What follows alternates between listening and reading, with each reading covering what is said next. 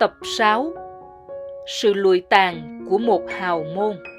Đó là sự lụi tắt đến lạnh lòng của một gia thế phức tạp về văn hóa, lỏng lẻo về tình cảm, rối rắm về quan hệ. Qua đó, ta cũng thấy được nỗi đau, sự cô độc của từng thành viên đằng sau cánh cửa hào môn. Và đặc biệt là nỗi bất hạnh của cựu hoàng Bảo Đại ở tuổi xế chiều cùng với người con trai Pháp của ngài Patrick-Édouard Bloch-Carsenac trước hai người phụ nữ mà gọi theo cách nói hài hước của người Việt là sư tử Hà Đông. Kính mời quý khán giả cùng theo dõi chi tiết ở tập 6 có tựa đề Hoàng hôn lạnh lẽo của một hào môn trên kênh Nước Pháp có gì hay qua sự chia sẻ của chính người trong cuộc, ông Patrick-Édouard Bloch-Carsenac.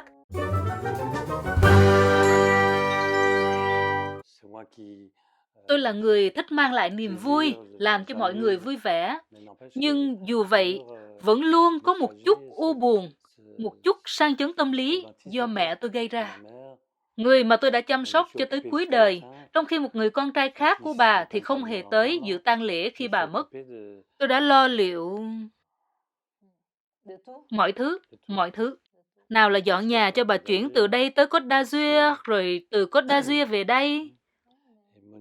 Và Monica, đó là hai người phụ nữ khá đặc biệt.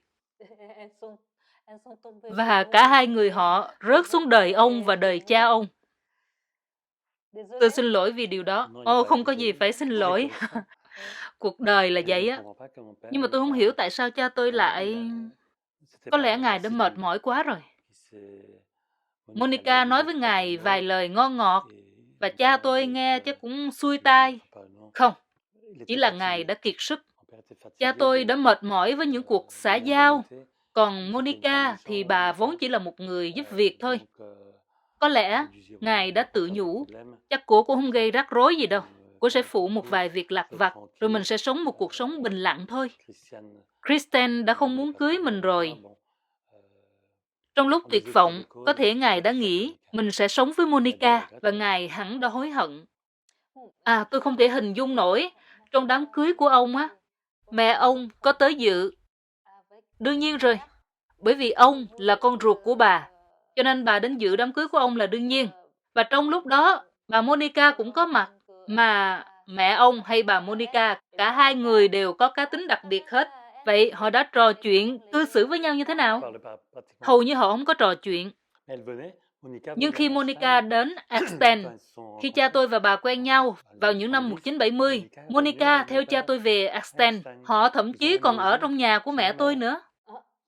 Đúng vậy. Nhưng họ lại không nói chuyện với nhau.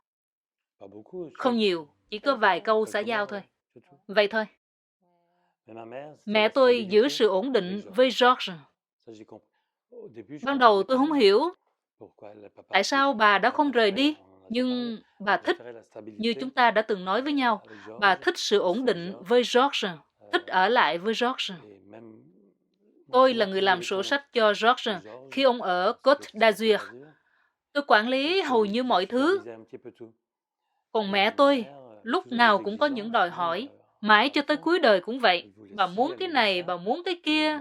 Còn tôi thì cái gì tôi cũng tự mua. Tôi mua cho tôi chiếc xe Rolls-Royce. Không phải cứ nhiều tiền mới mua được Rolls. Nhiều khi Rolls còn rẻ hơn Mercedes. Vậy là tôi mua những chiếc Rolls và bán lại chúng đi khắp mọi nơi trên thế giới. Tôi coi nó như một thú vui giết thời gian. Một bữa nọ, tôi lái một chiếc Rolls tới Côte d'Azur. Mẹ tôi liền nói với George, em cũng muốn một chiếc như vậy. Thậm chí còn đẹp hơn. George quay qua tôi và nói, lúc này thì ông nói chuyện với tôi ha. Con chở ta qua London mua xe được không? Ba có đủ tiền để bảo dưỡng xe không? Ba có biết chi phí cho một chiếc như vậy là bao nhiêu không? Tôi thì tôi có một người thợ máy đã được tôi đào tạo ở Alsace, người làm việc cho hãng Rolls-Royce. Cho nên ông biết cách làm. Chứ thường người ta nói động cơ Rolls-Royce là không thể sửa được. Điều đó không đúng. Chúng ta hoàn toàn có thể sửa được động cơ xe hơi. Họ nói giá của linh kiện phụ tùng cũng đắt khủng khiếp dữ lắm. Cũng không phải. Chúng ta hoàn toàn có thể tìm được phụ tùng cho Rolls-Royce. Bởi thiết kế của Rolls thời đó rất giống với chiếc Citroën DS. Có thể dùng phụ tùng của Citroën để thay thế. Nhiều người không biết chuyện đó, cho nên phải trả rất đắt. Ví dụ, một bộ giảm xóc bronze, thời đó có giá tới 20.000 đồng franc, trong khi của Citroën giá có 1.000 thôi. Tôi biết hết, tại tôi rành xe dữ lắm. Nhưng George đâu có rành. Nếu ông đem chiếc xe tới Monaco, đại lý duy nhất của Rolls-Royce ở Côte d'Azur thời đó, ông sẽ tốn kém vô cùng. Trong khi đó, tôi coi sổ sách và thấy rằng George hầu như cạn tiền rồi. Vậy mà ông vẫn cố làm cho mẹ tôi vui. Bà muốn có hồ bơi, muốn đủ thứ, ông đều chiều bà hết. Tôi phải nhắc, George, ba cũng nên cẩn thận một chút. Rồi một ngày, ông muốn gặp tôi chưa bằng được. Tôi lại đang bận quá nên tôi nói Claudine tới đó coi thử. Và đó là điều tôi hối tiếc vô cùng. Tôi đã nói về điều này cả ngàn lần rồi.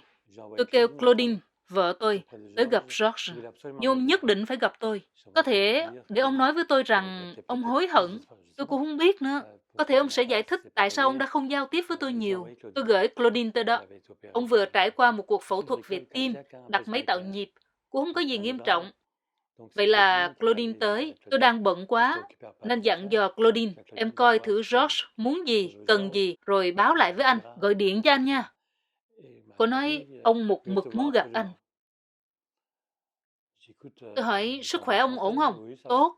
Sáng ngày hôm sau, ông qua đời. Tôi sốc quá. Tôi tới Côte d'Azur, lo liệu tang lễ cho ông.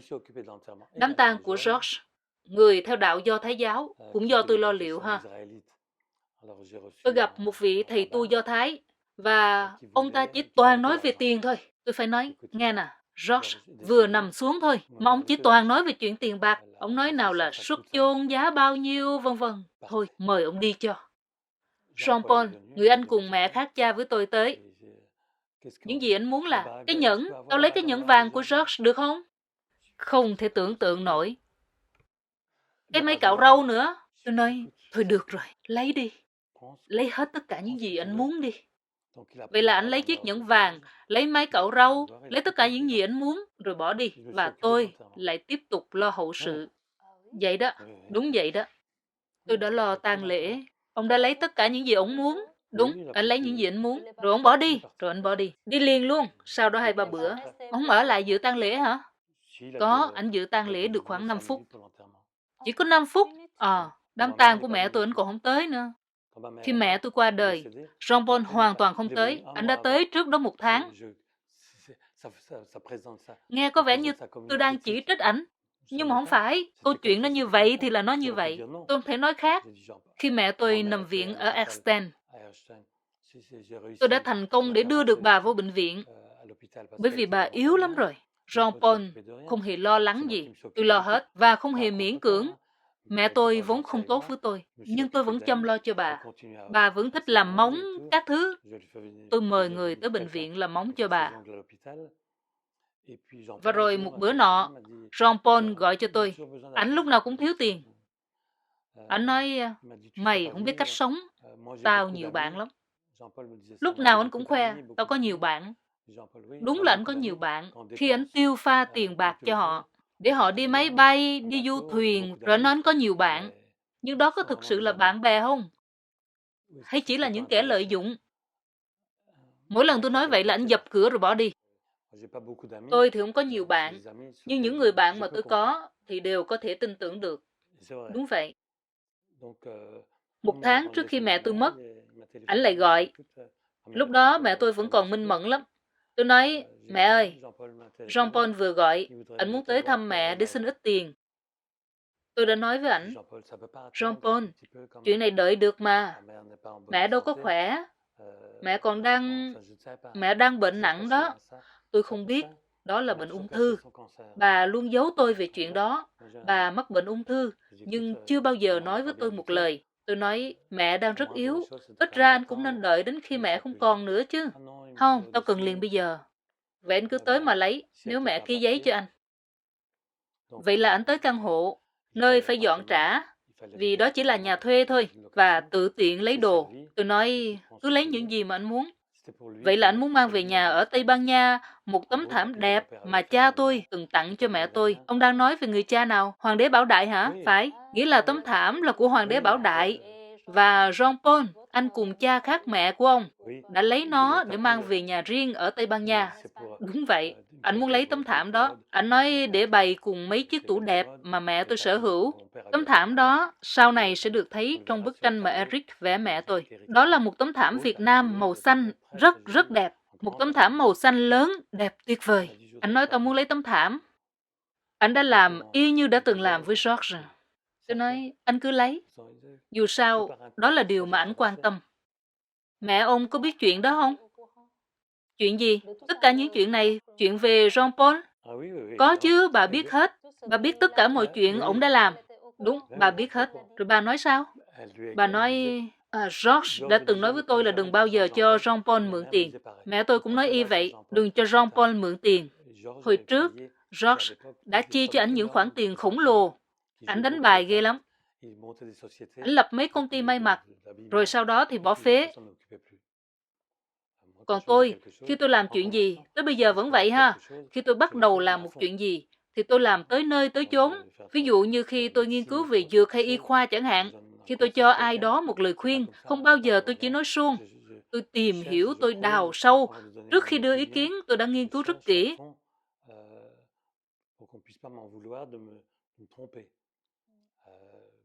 Vì lý do y khoa, chút nữa tôi sẽ kể. Có người đã sai lầm. Tôi nói với họ, khoan đã, đừng rơi vào bẫy liền, hãy chờ ý kiến thứ hai.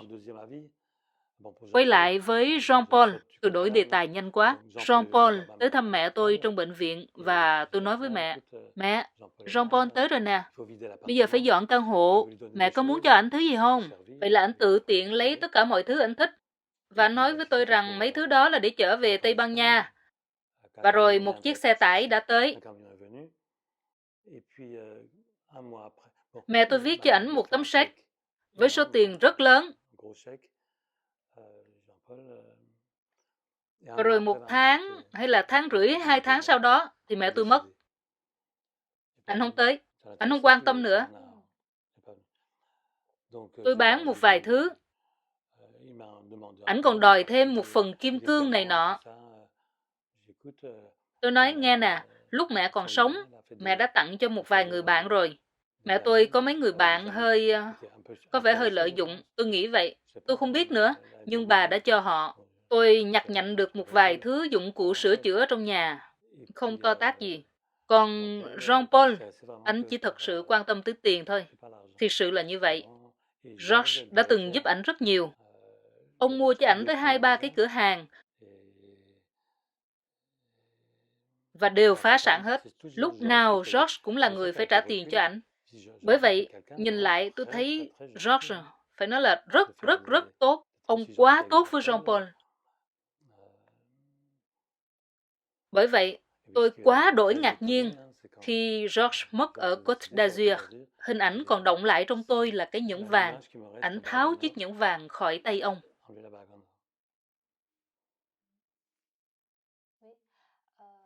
Còn đồng hồ nữa. Nhưng không quan trọng, chỉ toàn là vật chất thôi. Nhưng mà tôi cũng hơi sốc, cũng hơi... Tôi thì chưa bao giờ đòi hỏi gì. Mẹ tôi cho tôi 2-3 món đồ, nói chung là vài vật dụng, mấy món trang trí. Xin lỗi, cái đồng hồ nó reo. Nó reo không đúng giờ. Mẹ tôi cho tôi vài món, tôi không bao giờ đòi, mẹ cho con cái này cái kia. Khi Jean Paul dọn đi, ảnh lấy mấy cái tủ lớn, còn tôi thì giữ mấy cái tủ nhỏ. Tôi giữ một cái gương trang trí, tại ảnh không có thích nó. Cái này phải không? Cái đó. Tôi giữ cái tủ kiểu Venice này. Còn cái gương, tôi giữ nó bởi vì nó cũng hơi bị hư rồi. Tôi nói, thôi để tôi giữ cái này. Tôi lúc nào cũng giữ hết á. Còn Jean Paul, một thời gian sau, tôi đọc thấy một cái thông báo rao bán của một cái nơi bán đồ cổ hay là cái chợ bán đồ cũ như Le Bon Coin gì đó.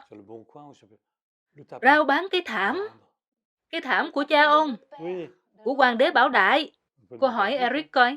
Tôi nói không thể nào, nó chỉ có một cái duy nhất thôi. Vậy mà rao thảm để bán.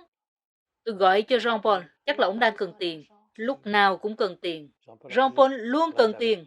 Anh mua một cái máy bay, rồi anh mua một cái tàu máy. Không phải một chiếc tàu 2 chỗ đâu, một cái tàu máy hẳn hoi. Nên chủ nhật nào bạn bè của ảnh cũng vây quanh Jean-Paul. Tôi hiểu mà. Ảnh chở họ đi trượt nước, Jean-Paul trả. Đi máy bay, ảnh chở họ đi một vòng, Jean-Paul trả. Muốn xuống Côte d'Azur, Jean-Paul trả. Tôi nói Jean-Paul, anh chi tiêu như vậy, cho nên tôi hiểu tại sao anh có nhiều bạn rồi. Nhưng như vậy có nghĩa là ông cũng kiếm được nhiều tiền á chứ. Ảnh làm thanh tra, còn kiếm được nhiều tiền. Ảnh thừa kế từ George rất nhiều. Ông phải có tiền mới mua được những thứ đó chứ, nó đắt chứ có rẻ đâu. Phải, nó đắt, nhưng mà George cho ảnh rất nhiều tiền. George rất là tốt. Vậy là cha ổng chu cấp cho ổng rất nhiều tiền. Tại vì có một số bình luận trên kênh của tôi. Sau cái series 4 tập phỏng vấn lần trước của chúng ta, thì những khán giả người Việt Nam nói rằng khi George quyết định để lại cái chức chủ tịch hội đồng quản trị kiêm tổng giám đốc cái công ty của ổng cho ông, đối với họ đó là một cái điều hết sức khó tin và phải nói là ông tốt một cách khó hình dung đối với ông. Bởi vì ông chỉ là cha dượng của ông thôi. Trong khi đó, theo lẽ thường thì ông phải để lại cho con trai ruột của ông là Jean-Paul. Tại vì tôi đã làm việc tại công ty anh em nhà Bloch. Jean-Paul thì thích làm những chuyện to tát, hoành tráng mà. Ảnh mua những cái pallet hay là gạch chẳng hạn. Một lần như vậy không phải 50 cái đâu, mà là 500 cái. Lúc nào cũng mua quá nhiều, nhiều quá. Cho nên George không đặt niềm tin vào Jean-Paul. Ông nói với tôi, cẩn thận, Jean-Paul nó nhìn mọi thứ to tát quá. Cho nên tôi chính là người đã lo liệu mọi thứ cho công ty anh em nhà Bloch. Tôi đã quán xuyến mọi thứ, và đến một lúc, George nói, thôi con bán nó đi, rồi đưa tiền cho ta. Vậy là tôi bán công ty nhà Bloch. Tôi đã thành công, đó cũng là một thử thách rất lớn, vì có cả những chiếc xe tải lớn nữa. Vậy là tôi bán. Mỗi lần bán được món gì là tôi lại chuyển tiền cho George. Vậy là ông đã bán công ty anh em nhà Bloch và đưa lại tiền cho George. Tức là cha dượng của ông, chứ không phải là tiền đó thuộc về ông. Khán giả coi video họ tưởng rằng ông bán công ty và giữ tiền đó cho ông. Họ tưởng ông được thừa kế hết chứ. Không. Tôi chuyển tiền cho George để ông có thể sống một cách thoải mái. Tất cả những tiền bạc đó không phải của tôi. Đầu tiên là nó thuộc về công ty. Công ty anh em nhà Bloch. Đó là một công ty cổ phần. Mình không thể chia nhau đút túi kiểu phần này của anh, phần này của tôi. Không phải. Hoàn toàn không phải vậy. Tiền nó phải về tay của chủ tịch kiêm tổng giám đốc là ông George. George vẫn là ông chủ. Cho nên tiền phải chảy vào túi của George. Nhưng mà tôi được thừa kế cái này nè. George cho tôi miếng đất. Đó là miếng đất trống. Không, đúng ra là cái nhà trên miếng đất đó đã bị cháy. Cho nên đó là miếng đất trống và ông rời đi với mẹ tôi. Ông nói với tôi là miếng đất đó không giá trị gì lắm. Ông cho Jean-Paul nhiều tiền lắm. Tôi nói con không muốn lấy tiền. Ông nói vậy thì lấy miếng đất đi. Vậy là ông cho tôi miếng đất. À, ra vậy. Tiền là cho Jean-Paul, còn miếng đất thì cho ông. Và nó không có giá trị gì lắm. Phải, miếng đất là cho tôi. Lúc đó tôi cũng chưa biết phải làm gì với nó. Xây lại cái nhà hay sao? Cái nhà mà mẹ tôi đã từng sống với gia đình nhà Bloch. Nó rộng cả 1000 mét vuông. Nhưng mà chi phí cao lắm, tại cái nhà rộng quá đi. Vậy là tôi liên lạc với một doanh nghiệp bên ngành siêu thị. Và họ đã xây siêu thị trên đất của tôi. Người ta gọi đó là hợp đồng cho vay dài hạn. Dạ, lần trước ông có đề cập tới chuyện này rồi. Đúng rồi. Vậy là tôi có miếng đất trống thuộc trách nhiệm của tôi. Tôi đã trả tiền để tháo dỡ nó. Rồi tôi lập một công ty siêu thị. Và tôi thanh lý hàng tồn. Nhưng tôi vẫn giữ lại một mảnh đất nhỏ trên cái miếng đất đó để mở một cửa hàng xây dựng nhỏ. Nó nhỏ xíu nếu so với quy mô của công ty trước đây. Tôi duy trì một cửa hàng xây dựng nhỏ tên là Precope trên cùng miếng đất với siêu thị Co-op. Đó là một cửa hàng nhỏ bán những nguyên vật liệu để người ta có thể tự xây sửa nhà cửa vân vân. Tôi vận hành nó bởi vì tôi thích lắm. Rồi sau đó, những hệ thống cửa hàng rất lớn cùng ngành mọc lên thì nó trở thành quá nhỏ bé. Vậy là tôi bán nó rồi thanh lý hàng hóa. Tôi đã bán cái cửa hàng Precope Và sau đó nó trở thành, ôi tôi làm nhiều thứ trong đời tôi lắm. Rồi tôi gặp một cái ông chuyên làm máy chơi game. Hồi đó là cái máy Flipper. Hồi xưa giới trẻ không có điện thoại như bây giờ, cho nên họ rất là thích những cái máy Flipper, máy chơi game. Mình cứ bỏ 5 đồng franc vô là được nghe nhạc jukebox.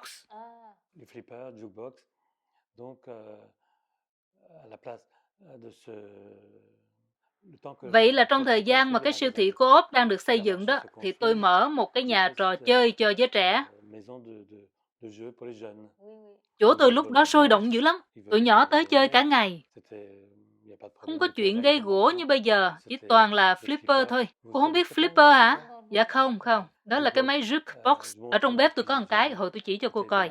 Nó có những cái đĩa than, cô bỏ vô đó 5 đồng franc và cô sẽ được nghe những bản nhạc mà cô thích. Tôi có những cái máy flipper, có những bàn bia. Bàn bia thì tôi biết á. Tôi có nhiều loại máy kiểu vậy lắm. Tôi quản lý cái tiệm đó. Nó hoạt động tốt không? Nó hoạt động rất tốt. Nó không phải là cái gì đó quá to tát, nhưng mà nó hoạt động tốt. Tuy vậy, nó không thể hoạt động lâu dài được. Tại vì rất nhanh sau đó, tôi đã nhận được một cái thư từ siêu thị khi nó đi vào hoạt động. Trong đó nói rằng tụi trẻ chơi ở chỗ tôi, nhưng mà nó đi vô trong siêu thị, nó trộm đồ uống. Trộm. Tôi nhận được cái thư của giám đốc siêu thị. Họ nói, cái nhà trò chơi của anh á, họ nói cũng thân thiện lắm. Tụi nhỏ nó vô đó nó chơi game, nghe nhạc, xong rồi nó qua siêu thị, nó lấy vài lon Coca-Cola. Tôi nói, vậy thôi tôi dẹp tiệm. Nó không kéo dài được bao lâu hết. Tôi nói thôi, thà tôi dừng. Chứ cái siêu thị quan trọng hơn cái tiệm nhỏ này rất nhiều. Chỗ đó không lớn hả? Cỡ bằng cái phòng khách thôi. Tôi đóng cửa nhà trò chơi. Nhưng mà đó cũng là một cái đoạn nhỏ vui vui trong cuộc đời tôi vậy.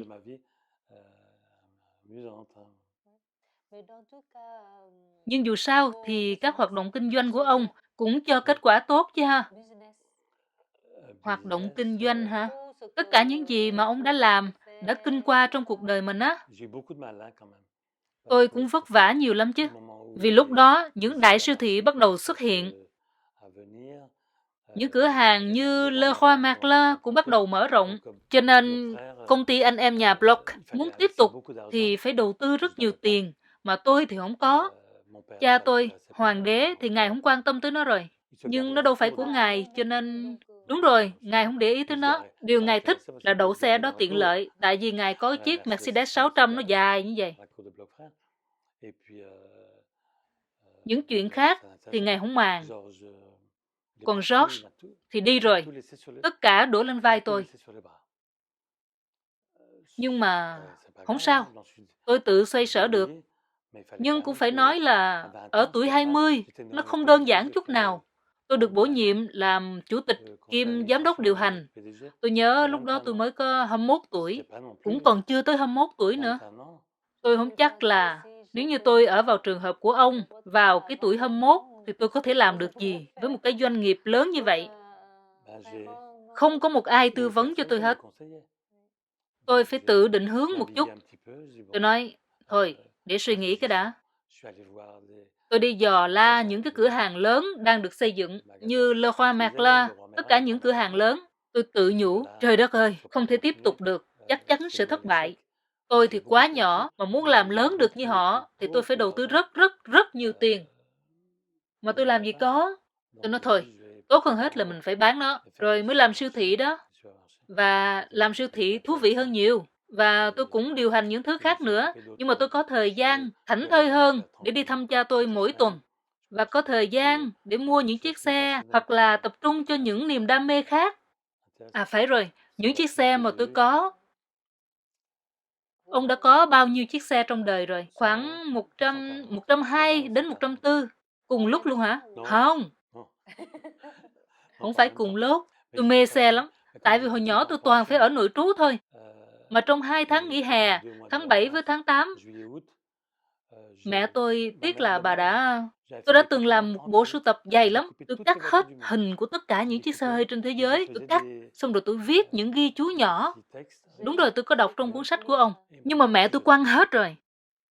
tiếc lắm, tại vì tôi muốn đọc lại tất cả những thứ đó. Nhưng mà tôi cũng còn nhớ tốt lắm. Tương tự như vậy đối với máy bay. Tôi quan tâm tới tất cả những gì liên quan tới ngành hàng không. Boeing 747 rồi. Nói chung là tất cả các dòng máy bay, công suất, động cơ phản lực, hãng sản xuất động cơ. Tất cả những thứ đó tôi mê dữ lắm. Y khoa cũng vậy, tôi cũng thích nhiều thứ trong y học. Có những chủ đề mà hễ tôi không có hứng thú thì tôi sẽ không đụng tới. Còn mà đã hứng thú thì tôi đào rất sâu. Tôi không bao giờ hời hợt. Chủ đề nào tôi thích, như xe hơi, thì tôi bắt đầu mua chiếc đầu tiên. Cái này tôi có nói trong sách rồi. Chiếc Ron đầu tiên thuộc về Rita Hayworth. Tôi có kể trong sách ha. Rita Hayworth, một diễn viên người Mỹ rất nổi tiếng. Nổi tiếng lắm. Tôi mua chiếc xe của cổ mà không cần đi coi xe, chỉ cần nhìn trên catalog thôi. Vậy là chiếc xe về tới. Tôi kể rồi. Nó cập cảng Calais. Nhìn xa thì nó đẹp, nhưng còn xa lắm nó mới đẹp. Sau đó tôi vẫn tiếp tục chơi Rons. Và nó làm cho cha tôi vui lắm. Và tôi vui khi làm cho ngài vui. Tại vì hoàng đế cũng rất mê xe, mê máy bay nữa. Vậy là giữa hai cha con tôi có sự kết nối. Lúc đó, câu chuyện giữa chúng tôi thú vị hơn nhiều. Khi hồi tôi còn nhỏ, khoảng 10 tuổi thì không. Nhưng từ 18 tuổi trở đi, xe cộ làm cho ngài thích. Nếu là ta thì ta sẽ không mua chiếc đó. Ngài cho tôi rất nhiều lời khuyên về xe cộ và ngài rất tự hào. Điều này khiến ngài vui và chúng tôi bàn về ngành hàng không. Chứ hồi tôi còn nhỏ, tôi đã không có cơ hội để nói chuyện đủ nhiều và đủ sâu sắc với cha tôi. Ngài kể với tôi về những con voi của ngài hay là về những mẩu chuyện nho nhỏ, ví dụ như là trứng lộn hay những chuyện đại loại như vậy. Chúng ta sẽ trở lại với chuyện đó sau. Phải. Nhưng tôi đã không có nhiều cơ hội để trò chuyện với... Thậm chí đối với George lại còn ít hơn ha. Còn mẹ tôi thì không có... Ngoài về học ở trường, mỗi lần về nhà tôi bị buộc phải viết thư cho bà. Nào là chim bồ câu yêu dấu của con, những lá thư như vậy tôi vẫn còn giữ. Tôi bị bắt buộc phải viết, nếu không là ăn đòn. Phải viết mẹ yêu dấu ha, phải, mẹ yêu dấu, con thương mẹ, rồi tôi phải vẽ một trái tim. Bắt buộc phải viết, tôi thích được để mình viết một cách tự nguyện, nhưng đây tôi lại bị bắt phải làm như vậy. Hơi kỳ ha, tại vì khi mình thương yêu ai á, thì mình sẽ tự động nó ra đúng không? Đúng rồi, mình sẽ tự nó ra, chứ mình không thể ép người khác nói là họ thương mình được. Không thể nào áp đặt người khác nói cái lời thương yêu đối với mình được. Chuyện này nó cũng hơi đặc biệt, tôi bị bắt phải viết. Rồi thỉnh thoảng tôi viết hơi nhanh, thế là bà bắt tôi phải viết lại. Như chơi dương cầm cũng vậy, bà rất thích dương cầm, bởi vậy bà ép tôi phải chơi dương cầm. Có lẽ bà cũng không sai, vì tới giờ tôi vẫn chơi được dương cầm, nhưng tôi không hứng thú với dương cầm cho lắm. Tôi thích những thứ khác kia. Nhưng vì mẹ tôi thích dương cầm mà tôi bị ép phải học. Cho tới bây giờ thì sao? Ông có ghét chơi dương cầm không? Không, tôi cũng không có ghét chơi dương cầm. Chỉ là tôi không có kỷ niệm hay ho nào về nó hết. Đó là một trải nghiệm kinh khủng hả? Có một bà giáo cũng khá đặc biệt tới gặp tôi. Bà cũng đặc biệt dữ lắm. Không phải vậy, la, si, đô, không phải vậy. Bà làm tôi khiếp đảm. Mùa đông bà tới với chiếc nón có mấy cái chân thỏ dài xuống tới đây nè. Bà làm tôi sợ dữ lắm. Đó là một người phụ nữ cao lớn, khiến tôi sợ hãi. Nhưng phải công nhận là bà dạy rất giỏi. Tôi còn nhớ rõ tên bà, Madeleine Bon, giáo viên dạy dương cầm xuất sắc. Bà luyện tôi để thi vào nhạc viện, để biểu diễn trước công chúng. Tôi đã chơi khá tốt. Rồi đến ngày biểu diễn ở Colmar, trong chương trình Tuổi trẻ âm nhạc Pháp, tôi ngồi trước cây đàn mà hai tay ướt đẫm mồ hôi, không thể nào chơi nổi. Như là tôi chưa từng biết đàn vậy. Tôi hoàn toàn bất lực, thiệt là một thảm họa. Trong khi bình thường thì tôi chơi rất tốt. Tôi run quá, không tài nào chơi được. Tại vì mẹ tôi đang ở đó, nhìn tôi thấy quá áp lực. Nếu mà tôi đánh sai một nốt, chắc phải ăn đòn. Và tôi không thể nào chơi được. Giống như một cực hình á, một kiểu tra tấn tinh thần á ha. Tất nhiên là ở ngoài kia cũng còn nhiều người khổ hơn tôi nhiều, còn tệ hơn nữa. Dù vậy, những trải nghiệm đó cũng khiến tôi bị ám ảnh. Có những chuyện thật sự đã để lại một vết thương lòng.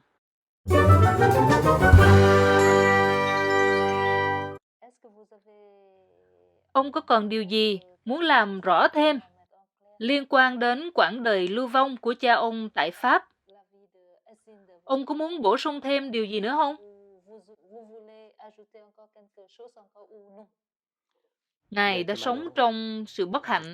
Tôi nghĩ vậy, ngoại trừ quãng thời gian ở Alsace, khi Ngài còn tương đối hạnh phúc bên mẹ tôi.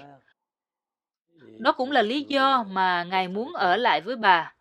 Sau đó thì mọi chuyện lại dần tệ đi.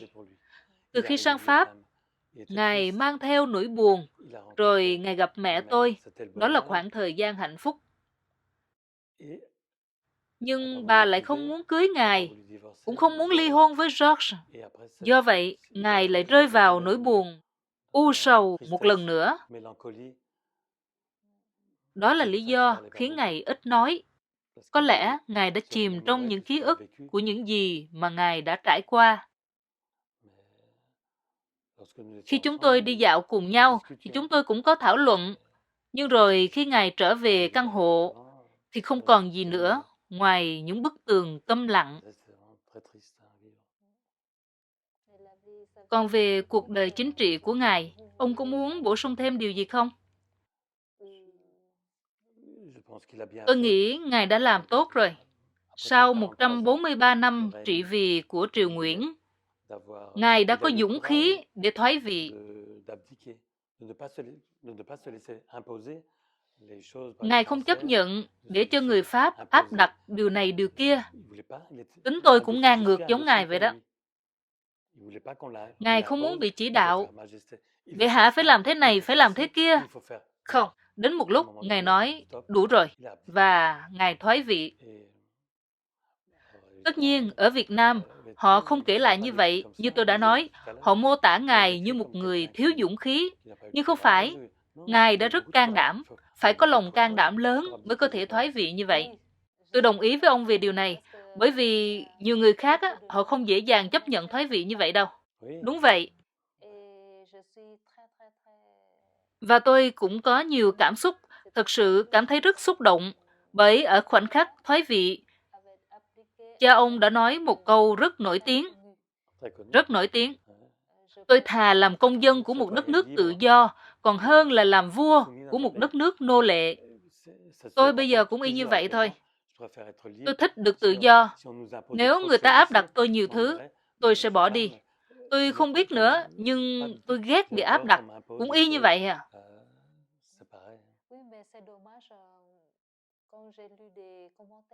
Dạ, nhưng hơi tiếc là khi tôi đọc bình luận ở những tập trước, tôi thấy rằng có rất nhiều người không hiểu được ý nghĩa câu nói đó của cha ông. Không, họ không hiểu. Họ hiểu theo một cách khác. Đúng vậy, hoặc là người ta giải thích nó theo một cách khác. Đúng, họ giải thích theo một cách khác. Thật đáng tiếc. Tôi nhận được rất nhiều bình luận, rất nhiều. Không phải là chỉ 2-3 người đâu. Có rất nhiều người nói với tôi, đó hoàn toàn không phải là điều người ta kể trong sách lịch sử ở Việt Nam. Không phải những gì chúng tôi từng được đọc. Người ta nói, có một vị bộ trưởng hay là một thư ký gì đó của cha tôi từng viết một cuốn sách được xem là đáng tin cậy vào thời đó. Nhưng ông ấy lại viết về cha tôi rất tệ. Cho nên tôi nghĩ cuốn sách đó lẽ ra phải bị rút khỏi lưu hành. Bởi vì nếu ngày mai tôi viết về cô là một người rất kinh khủng và rồi chồng cô xác nhận, thì đối với một sử gia, người ta sẽ coi đó là sự thật, trong khi cô hoàn toàn không phải như vậy. Cần phải xem lại một chút. Vì vậy, sau buổi phỏng vấn với cô lần trước, tôi đã đăng lại một số thông tin. Trong khả năng nhỏ bé của mình, tôi đăng lại những thông tin cho thấy cha tôi là một người rất tử tế, chứ không hề như họ tả. Không phải Ngài bỏ đi để đánh bài đánh bạc như nhiều người mô tả. Rất nhiều người đã nói với tôi rằng sự thật đã bị che đậy rất nhiều ở Việt Nam. Bởi vậy, người ta đâu có biết được sự thật. Nếu người ta kể cho cô một phiên bản khác, thì làm sao cô biết được sự thật? Tôi nghĩ là tôi biết cái vị mà ông vừa nhắc tới là ai, và tôi cũng có nghe qua về quyển sách của ông. Nhưng mặt khác, tôi cũng vừa mới đọc xong cuốn sách được viết bởi một người từng là thủ tướng của cha ông. Vị này là một học giả có tiếng và là một nhà nghiên cứu lịch sử. Vị này tử tế phải không? Vị này viết về cha ông theo một cách khác hẳn. Bởi vậy, tôi cho rằng khi chúng ta tiếp cận một vấn đề lịch sử, chúng ta cũng cần nhìn nhận nó như là cách chúng ta quan sát một vật vậy đó. Chúng ta phải nhìn xung quanh nó ở nhiều góc độ khác nhau, đa chiều, chứ không thể nào nhìn từ một góc độ rồi khẳng định vật đó là gì được. Bằng cách đó thì tôi nghĩ rằng chúng ta mới có thể đạt được một cái nhìn toàn diện, đa chiều. Chuyện đó vẫn xảy ra đến tận bây giờ. Đây là một ví dụ khác. Ví dụ như khi người ta viết về vị vua Louis XIV chẳng hạn, đến bây giờ vẫn còn có những người viết những điều khác nhau. Ta có thể đọc cả điều này lẫn những điều hoàn toàn ngược lại về Louis XIV. Jean Clément đã viết một cuốn sách rất hay về Bảo Đại, cha tôi. Nhưng ông ấy là nhà báo, không phải là một vị sử gia. Ông từng làm một bản thảo đầu tiên, rồi tới gặp tôi, hỏi tôi nghĩ sao. Tôi nói, ông có muốn tôi nói thật không? Có. Tôi nói, vậy thì cuốn này không ổn. Vậy là ông viết lại cuốn sách. Vẫn chưa phải chính xác lắm đâu, nhưng cũng đã tốt hơn trước, rất nhiều rồi. Nhưng rồi tôi cũng nhận được những bình luận, không phải đâu, cha ông thế nọ thế kia.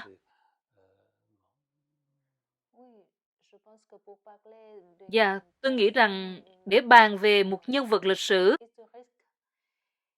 thì cần phải có những nghiên cứu nghiêm túc. Đúng, phải nghiên cứu nghiêm túc, chứ không phải tôi nghe người này nói, tôi nghe người kia nói. Cần phải có tư liệu lịch sử, phải dữ liệu, dữ kiện lịch sử, chi tiết, chứ không phải tôi nghe ai đó nói như vậy, nói như kia. Có người viết cho tôi rằng, dựa trên những lá thư, tôi trả lời người đó một cách từ tốn. Dựa trên tôi mới trả lời cách đây 3-4 ngày thôi. Dựa trên, nó không có nghĩa gì hết. Ông đã tự mình đọc những cái lá thư đó chưa? Hay là ông chỉ dựa vào điều gì đó? Tôi trả lời rất nhẹ nhàng, một người rất dễ thương. Ông nói, không, tôi dựa vô những điều người ta kể. Tôi nói, không nên như vậy, không nên dựa vào đó. Ông phải tự đọc từ nhiều nguồn, từ các sử gia, chứ không phải từ nhà báo. Đúng vậy, không phải dựa vào nhà báo, lại càng không nên dựa vào nhà văn. Sau đó, ông tự hình thành quan điểm, rồi ông đi gặp những người từng quen biết với hoàng đế, từng quen biết hoặc tiếp xúc với nhân vật đó. Rồi ông hình thành một nhận định. Nếu ông tiếp cận được người đó, họ sẽ kể cho ông, và ông sẽ có một cái nhìn có thể đúng đắn hơn là chỉ đọc trên những tạp chí hay là dựa trên những lời đồn đại. Tôi hoàn toàn đồng tình với quan điểm nhìn nhận lịch sử này của ông. Có rất nhiều người đăng những chuyện chỉ để giật gân, để kiếm tiền. Đó là một dạng truyền thông, có thể là để làm giàu. Dù thông tin đó là sai, là không đúng, hoặc hơi có vẻ đúng, nhưng điều mà họ quan tâm có vẻ là thiệt không hay chút nào. Như tôi thì tôi cũng không thích nhìn nhận mọi thứ chỉ dựa trên bề mặt, hoặc là dựa trên một chiều nào đó. Cách tiếp nhận thông tin một chiều không thú vị đối với tôi. Với tôi thì cách tiếp cận như vậy không đủ để có được tri kiến. Tôi cũng vậy, tôi cũng giống cô. Ví dụ như khi có một món đồ, tôi phải biết rõ nguồn gốc của nó là cái gì. Đó là cả một câu chuyện ở phía sau. Ví dụ như chiếc đồng hồ mà tôi có. Mỗi khi tôi mua một chiếc đồng hồ nhỏ, giống như cha tôi hồi xưa, cha tôi thích những chiếc đồng hồ nhỏ như vậy, đó là một đam mê. Và tôi cố tìm kiếm lại quá khứ của nó, xem thử chiếc đồng hồ này đã từng thuộc về ai, cách đây 110 năm chẳng hạn. Người ta nói với tôi, ôi, có gì quan trọng đâu, chỉ là đồ cũ thôi mà. Không, đó không phải là một món đồ cũ vô nghĩa. Nếu là một chiếc đồng hồ đơn giản, thì chủ nhân của nó có lẽ cũng không giàu có gì. Một chiếc đồng hồ phức tạp hơn, có thể là người giàu có đã từng sở hữu nó. Vậy họ là ai? Vì sao họ có chiếc đồng hồ đó? Đó là cả một câu chuyện rất thú vị. Còn bây giờ tôi không biết nữa, có thể người ta sẽ quan tâm tới những thứ khác. Như vậy là chúng ta đã làm rõ một số vấn đề, ví dụ như là về cuộc sống của cha ông, về bà Monica, vân vân. Và chúng ta thống nhất rằng cha ông là một người bất hạnh. Phải, một người bất hạnh. Và cựu hoàng Bảo Đại là một nhân vật lịch sử gây nhiều tranh cãi. Bởi vì người ta không có đầy đủ thông tin, cho nên Ngài mới trở thành nhân vật gây tranh cãi. Bởi vì Ngài là một người rất nhân hậu, rất nhân văn, nhưng lại bị mô tả khác đi. Thì tất nhiên, hình ảnh của Ngài sẽ trở nên méo mó, sai lệch. Cũng như có người cho rằng tôi là tỷ phú chỉ vì tôi mang họ. Không, đó là một ấn tượng sai lầm. Cứ để họ viết thư cho tôi đi. Tôi sẽ gửi cho họ bản sao kê tài khoản ngân hàng của tôi và họ sẽ thấy. Không nên có những định kiến rằng cha tôi là người... Không, Ngài là người rất giản dị, rất hiền, rất gần gũi với dân chúng, rất tiến bộ. Chính Ngài là người đã bãi bỏ, cô biết rồi đó. Ngài là người đã bãi bỏ việc quỳ lạy. Ngài rất tiến bộ, một người vô cùng tử tế. Ngài rất khổ tâm, lúc nào cũng rất khổ tâm. Nhiều người đã từng nghi ngờ khả năng điều hành đất nước của Ngài, hoặc đặt vấn đề về lòng yêu nước của Ngài. Không. Tuy nhiên, sau loạt phỏng vấn trước của chúng ta, thì tôi nhận thấy rất nhiều khán giả cũng dành cho Ngài sự trân trọng và cho rằng, trước hết, Ngài là một vị quân vương, bị đặt vào một tình thế và một giai đoạn lịch sử hết sức rất khó khăn. Dạ phải, rất khó khăn và vô cùng phức tạp. Hoàn toàn chính xác. Và khán giả, trước hết tôi cảm ơn khán giả đã lên tiếng bảo vệ cha tôi. Và giờ đây đã nhận ra rằng Ngài là một người tốt, gần gũi với nhân dân. Và những người trước giờ có thể chưa hiểu hoặc đã bị cung cấp thông tin sai lệch. Tôi cũng cảm ơn họ vì đã quan tâm, đã lắng nghe chương trình và nhận ra rằng có thể phán đoán của họ trước đây hơi bị lệch lạc. Nhưng dĩ nhiên, ai cũng có quyền nghĩ theo cách mình muốn. Tuy nhiên, tôi có thể đảm bảo với cô rằng cha tôi là một người vô cùng yêu dân và Ngài đã bị thao túng. Chính vì vậy, chúng ta quay lại một điều đã cũ. Ngài không muốn trở thành một con rối. Đó là lý do Ngài trở lại với cương vị quốc trưởng và rồi với một cuộc bầu cử như thế nào đó vào năm 1955. Ngài ấy đã phải đối mặt với rất nhiều sự ảnh hưởng, nhiều phe đối lập và nhiều sự đe dọa. Đe dọa, phải. Đe dọa, tôi đã đọc được điều này. Đúng, rất nhiều, rất nhiều lần. Và có thời điểm, Ngài còn bị kêu án tử nữa. Dạ phải. Phải. Cho nên tôi nghĩ, ngai vàng đối với Ngài là một chiếc ghế nóng. Đúng vậy, chính xác á. Nếu ông ở vào trong địa vị của Ngài, trong bối cảnh đó, thì liệu ông có muốn trở thành hoàng đế hay không? Không, tôi không nghĩ là tôi thích đâu. Tôi không hứng thú. Nhưng quay lại với chủ đề này, tôi đã nhận được khoảng chục bình luận. Nó khiến tôi hơi sốc. Tôi đã không nói gì, không gây tranh cãi, nhưng khoảng 10 bình luận, có thể hơn nữa là đằng khác, nói rằng các hoàng đế, con của hoàng đế lẽ ra không bao giờ được tồn tại và con cái của họ cũng nên bị xử tử. Vậy đó. Ủa, vậy là sao? Họ nói rằng các vị hoàng đế không nên tồn tại, không có ích lợi gì. Chế độ quân chủ không có ích, các hoàng đế và con cái của họ cũng vậy, tất cả đáng lẽ phải bị xử tử. Và họ cũng nhắm vào tôi. Tôi cam đoan với cô là tôi nhận được những điều như vậy ha. Đối với tôi, mọi sinh linh, kể cả những côn trùng nhỏ bé như thế này, cũng đều có quyền tồn tại và xứng đáng có chỗ của nó. Phải, nhưng có những người không thích nền quân chủ, họ chỉ chiếm một số lượng rất nhỏ thôi. Nhưng tôi thật sự đã nhận được những điều không dễ nghe, những điều không tốt đẹp, không tử tế, không vui vẻ gì. Phải nói là những lời cay nghiệt, và điều đó không làm tôi vui. Bởi vậy cho nên có thể nói họ bị tẩy não hơi bị nhiều. Tôi không biết nữa. Tất nhiên là số đó ít thôi.